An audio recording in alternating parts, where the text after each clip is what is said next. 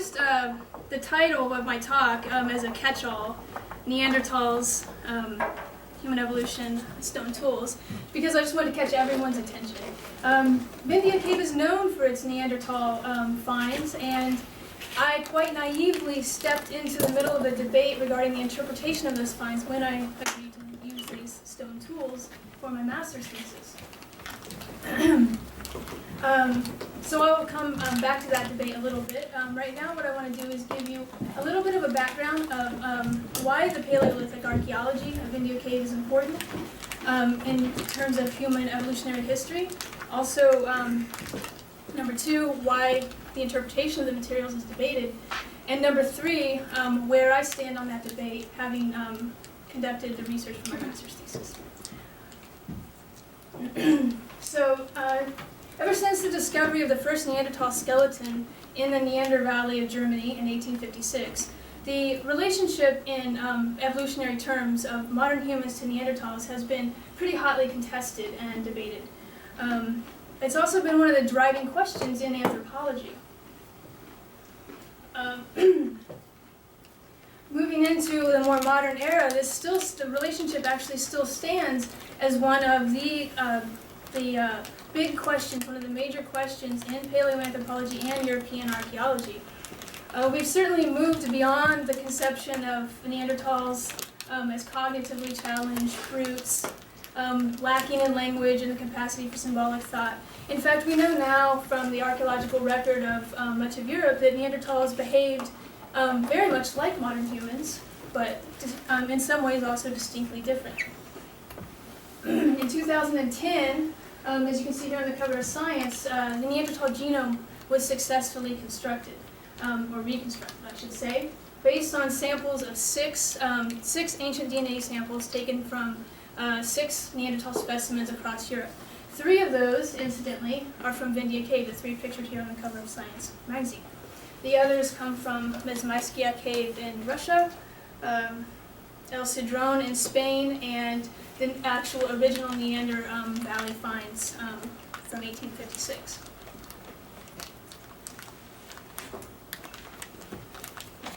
So, I'm not an expert on genetics, but I do want you to understand that we now have a basis for comparison in genetic evolutionary terms of the relationship of moderns to Neanderthals. And so, comparison of the reconstructed Neanderthal genome to the mitochondrial DNA of modern human lineages shows that Neanderthals in fact did contribute a small amount of genetic material to the modern human gene pool outside of Africa, after humans had left Africa. Of course, they encountered Neanderthals when they entered into Europe. So we're looking at a genetic contribution on the order of 1 to maybe 4%, or what the estimates are right now, and I'm sure we'll learn more as more studies are done.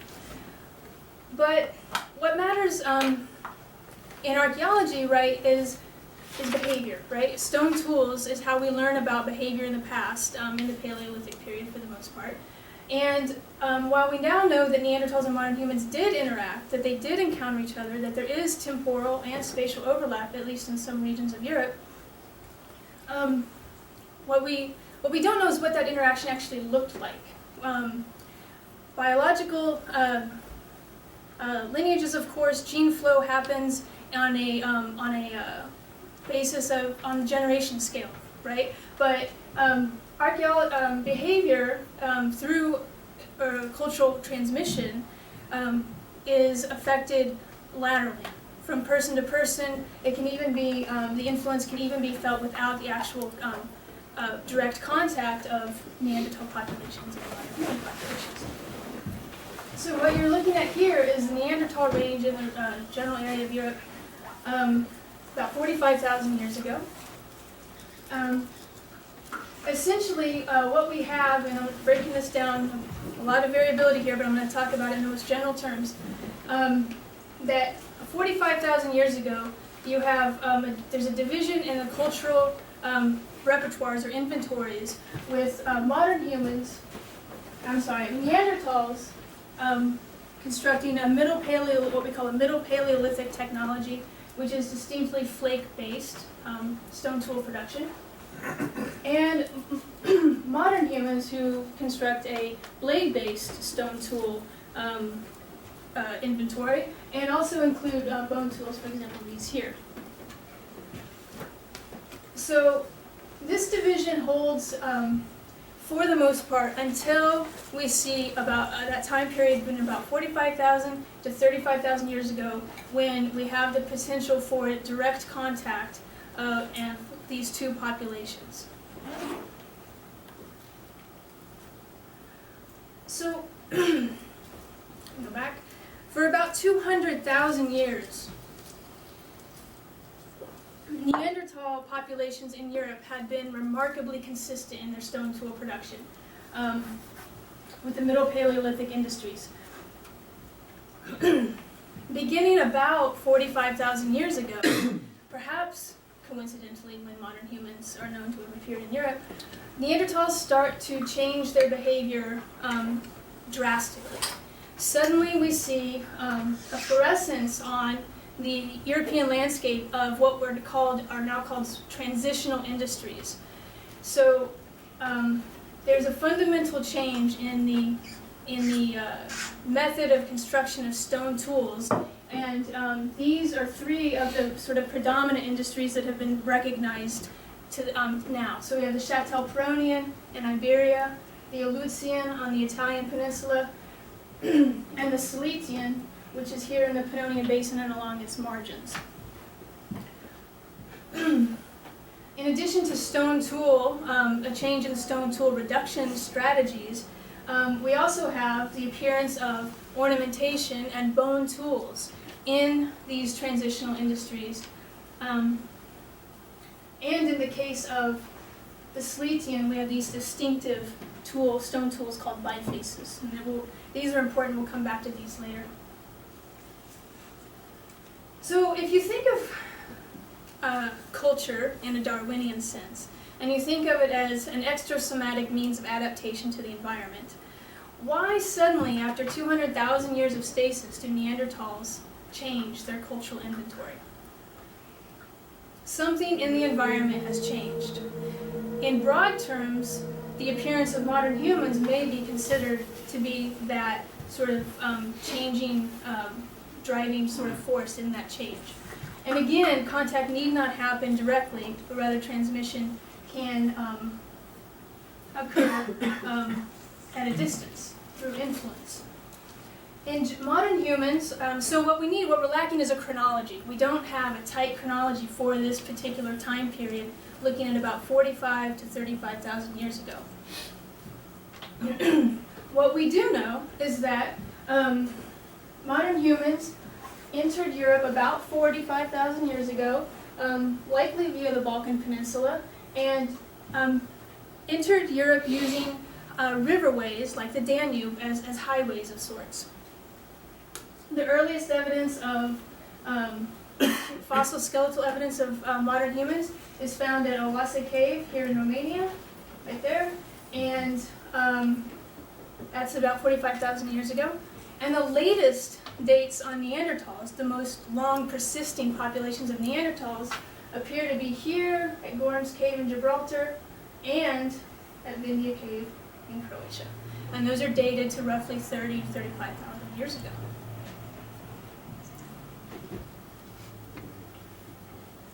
So in these regions, we may actually have the temporal overlap necessary for the genetic transmission that we know occurred, and these regions would then be the ideal places to look at cultural transmission. Which brings us to Vindija Cave. So Vindija is located in the Hrvatsko-Zagorje region of Croatia. It's semi-mountainous terrain, about 90 kilometers north of the capital city, Zagreb. I diverged just a little here. Vindija is nearby Krapina. Croatia has a rich history of Neanderthal studies. One of the earliest Neanderthal discoveries to be made is at Krapina, and it was excavated around the turn of the 20th century by Dragutin Gorjanović Kramberger of Croatia. And the collection remains today, is currently frequently studied today, and it's at the Museum of Natural History in Zagreb. Here's some photos of the cave on the site visit I made in 2005. Can everybody see? Do we need to turn a light down maybe? Yeah, can you grab that? There's light switch right behind you. Maybe the Because I middle know some one. of my diagrams are going to be a little faint. Yeah. Is that better? Yeah. Yeah. Okay. So this is what the cave looked like in 2005 when I visited. You can see the semi-mountainous terrain here, the village of Dona Voce, cave mouth with the witness profile still intact there, the sediments. And then here is Ivor Karavanic of the University of Zagreb, who was my host while I was in Croatia. And this is the profile that's still intact inside the cave. I'm sorry, when you say profile... Oh, sediment. It's a sedimentary profile. Oh, right. Yeah, sorry. Yeah, if I digress into any terms in the jargon, let me know. Okay.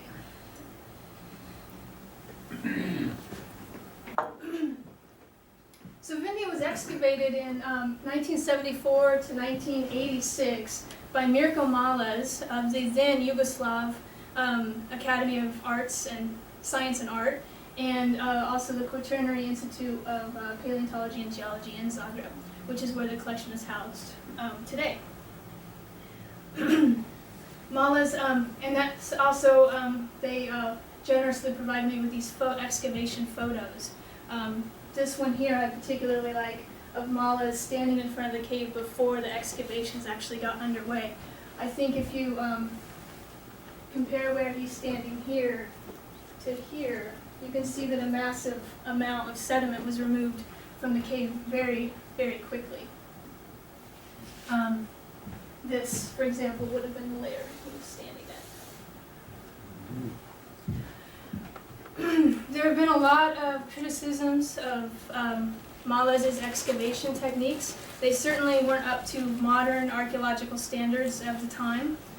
However, Malez was not an archaeologist. He was a paleontologist, and his interests were in questions that could be answered, needed to be answered on a geologic time scale, and therefore he excavated in order to answer questions on a geologic time scale. Unfortunately, that hampers us as archaeologists today trying to work with the material, because we don't get information from isolated artifacts. We learn about people and their behavior from groups of artifacts, and importantly, their spatial and temporal relationships one to another. That information is essentially lost at this site. So what's at the site? In 15 meters of deposits, and here, oh, there we go. Here's the diagram. 15 meters of deposits spanning essentially the entire Paleolithic period. So basal dates down here in the lower profile, ranging around 180,000 years ago, extending up to here at level D. I don't know if you can read that. Almost at the top, 10,000 years ago. So we have the entire Upper Paleolithic and then Middle Paleolithic sequence here. There are also at the top a handful of a scattering of Neolithic, Roman, and medieval artifacts, but they're no concern here. We're going to deal just with the Paleolithic.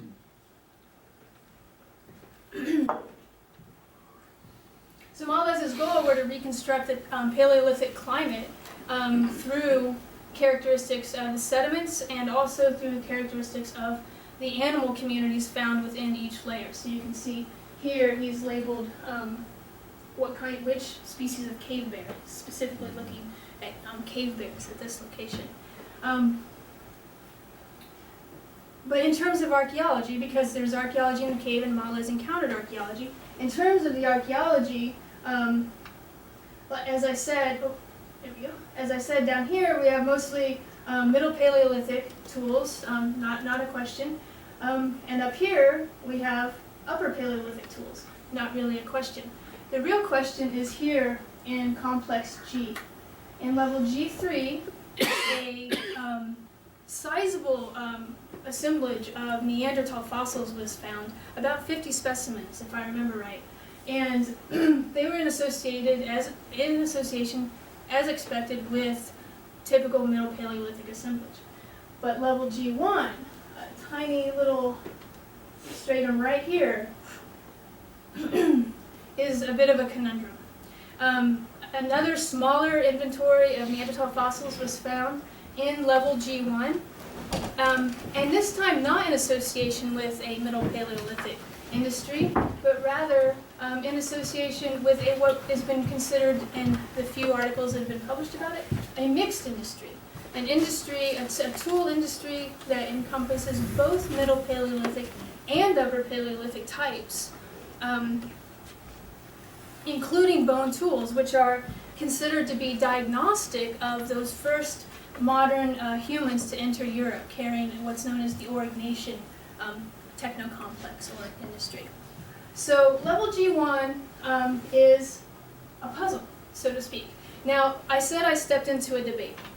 I was starting to get a little bit, as I arrived in Zagreb, I got a little bit of a sense of this debate when I read, I did some research and read the few English articles that were published. And the work I had to go on was that of Ivor Karadonic at the University of Zagreb, who had suggested that the mixed assemblage in level G1 was the result of Neanderthals, because the Neanderthal fossils are there, carrying another transitional industry at the northern edge of the Balkan Peninsula. So in Kardovanic's mind, this mixed industry is another more evidence of the transition from the Middle Paleolithic to the Upper Paleolithic, and more importantly, a phenomenon that he and others would argue is generated by the indigenous Neanderthal populations outside of contact with modern humans.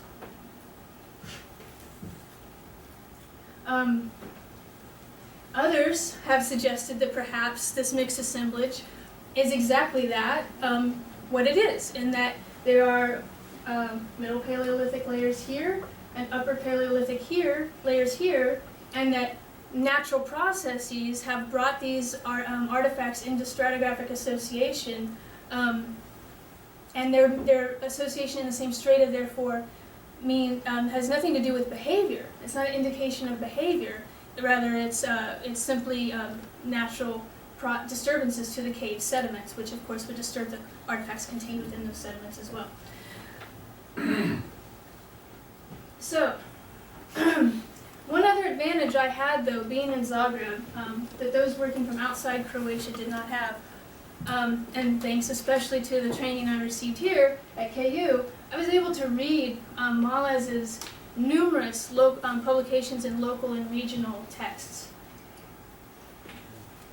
And in article after article, Malez notes disturbances to the cave sediments, and in some places even expresses uncertainty as to the actual stratigraphic position of some artifacts.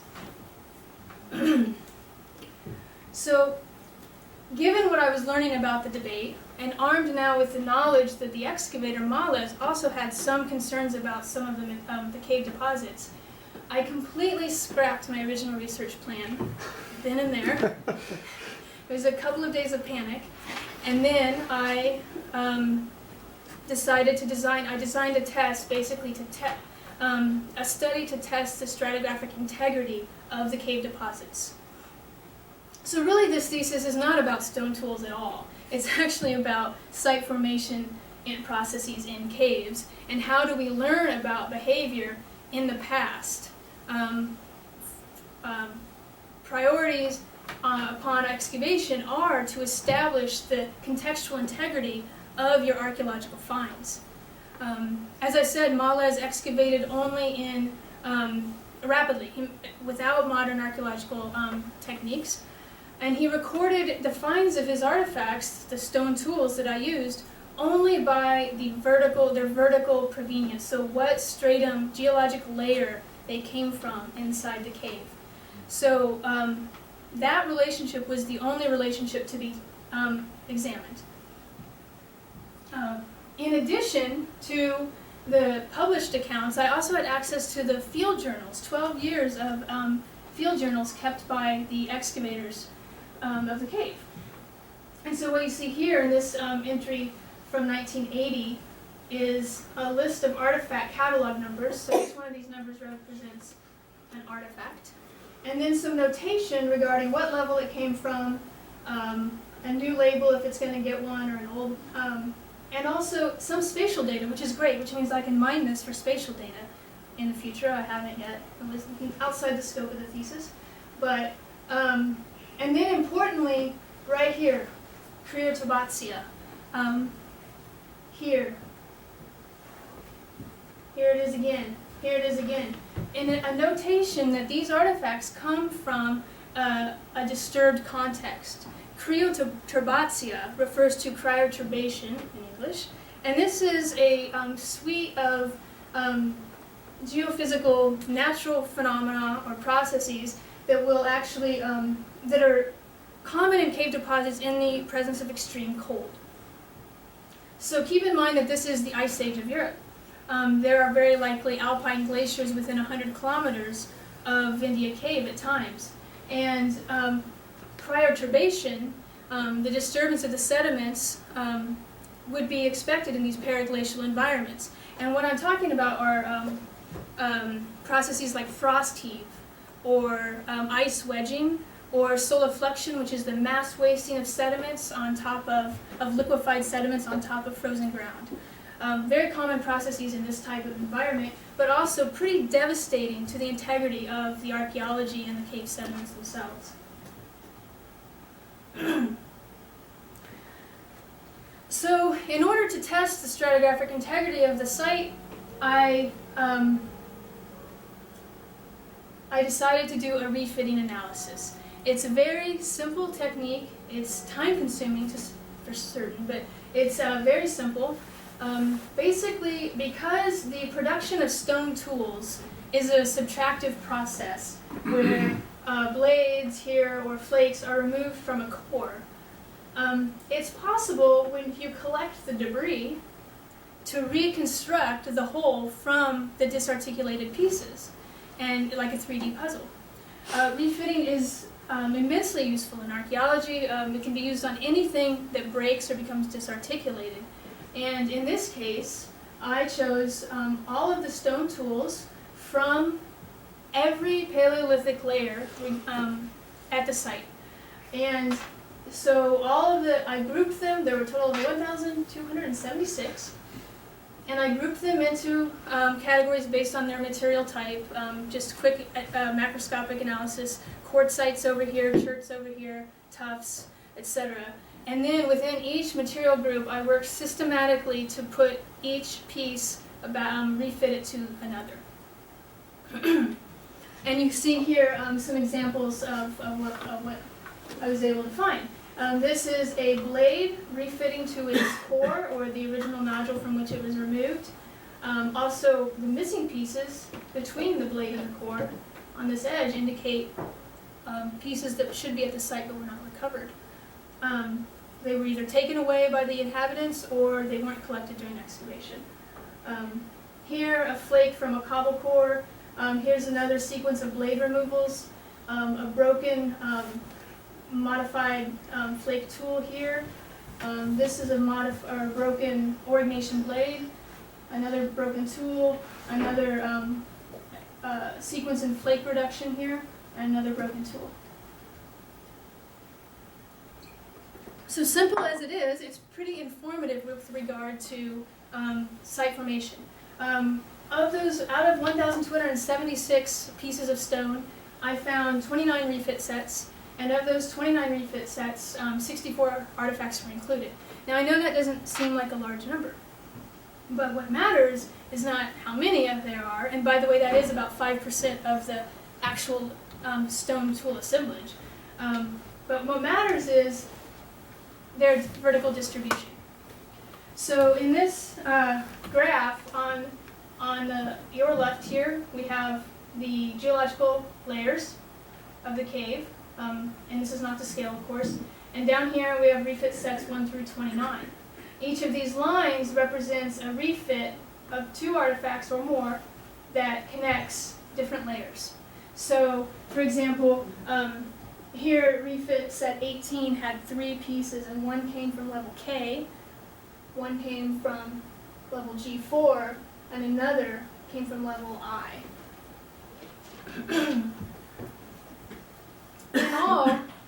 of all the refit sets that I found, only 10%, 3 examples, came from within the same geologic layer.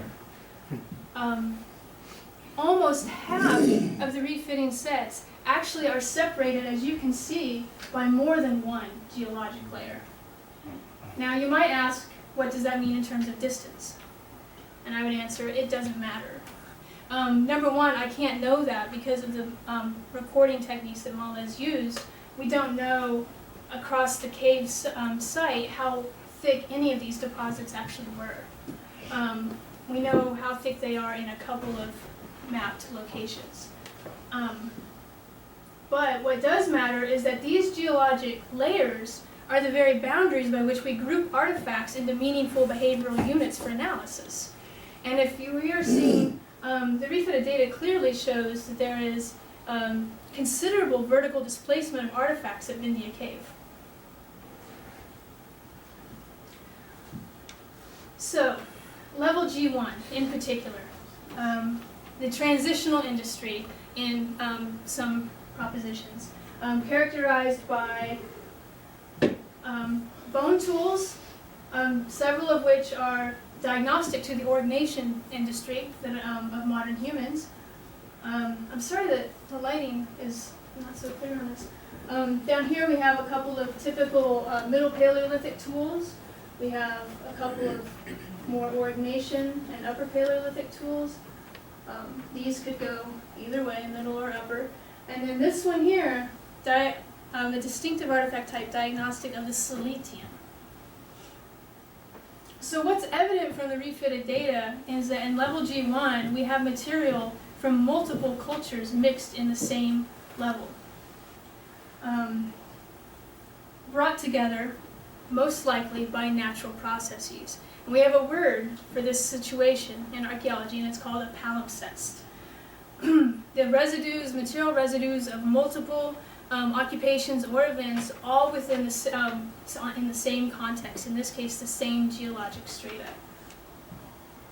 Now, it's also true that level G1 is not any more disturbed than any of the other strata or artifact assemblages at the site through my analysis. Rather, I suspect that mixing here in exactly the location between the Middle Paleolithic and the Upper Paleolithic is just all the more noticeable in the archaeological record. It doesn't quite fit with any known paradigm. Whereas if you have mixing between more similar layers, that mixing will go unnoticed when you're actually examining the artifacts. The same is true of the Upper Paleolithic. So, based on the refitting data, I would argue very strongly against the culturally meaningful, level G1 as culturally meaningful hypothesis, let's call it.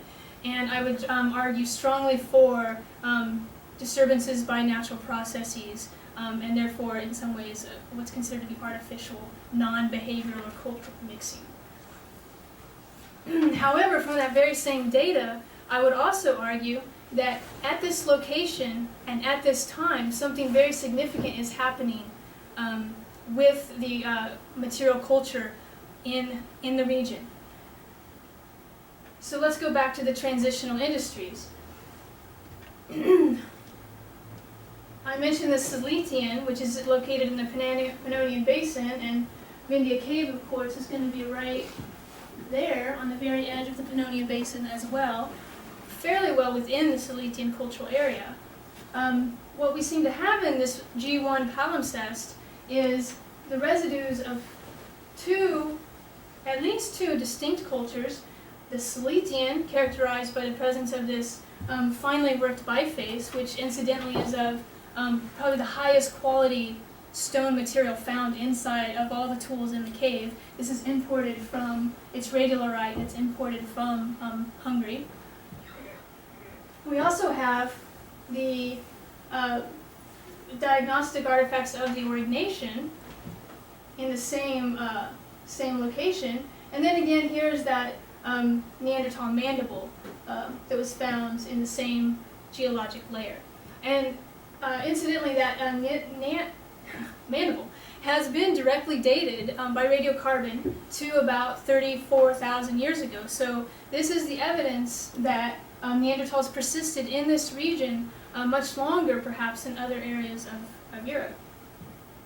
And so I would argue that here, sort of in a side road off of the Danube Highway, if you will, is a location that is likely to be very productive for searching out the actual cultural interactions of the early incoming humans with the indigenous Neanderthal populations, maybe perhaps represented by the Silesian and the general Middle Paleolithic,